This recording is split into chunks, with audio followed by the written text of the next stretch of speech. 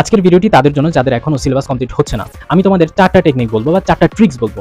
Technique number 1, এর previous ইয়ারের কোশ্চেনগুলো কিন্তু তুমি অ্যানালাইসিস করতে পারো।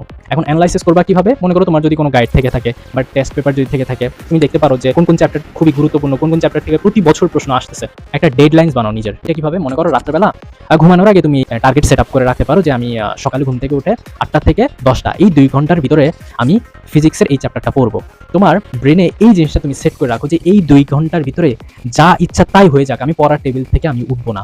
এখন এই কথাগুলো যখন তোমার ব্রেনে ঘুরবে তখন কিন্তু তোমার ব্রেনে একটা প্রেশার ক্রিয়েট করবে, আর ওই প্রেশারের কারণেই কিন্তু তোমার পড়াটা হয়ে যাবে অল্প সময়ের মধ্যে। তুমি শর্ট টার্গেট নাও। দেখা যাচ্ছে যে তুমি প্রথম দিন জাস্ট 2 ঘন্টা পড়ো, তারপরের দিনও 2 ঘন্টা পড়ো, তারপরের দিন তুমি 3 ঘন্টা পড়ো, তারপরের দিন 4 ঘন্টা পড়ো। ডে বাই ডে ইনক্রিজ করো তোমার টাইমটাকে। তোমার ব্রেন এটা তো তোমার কম্পিউটার না, কম্পিউটার মতো তো এটা কাজ করবে না। নাম্বার 4, নিজের গুরুত্বটা বোঝা। ভবিষ্যতের কথাটা মাথায় রেখে এখন থেকেই প্লিজ একটু স্ট্রাগল করো, পরিশ্রম করো, সংগ্রাম করো।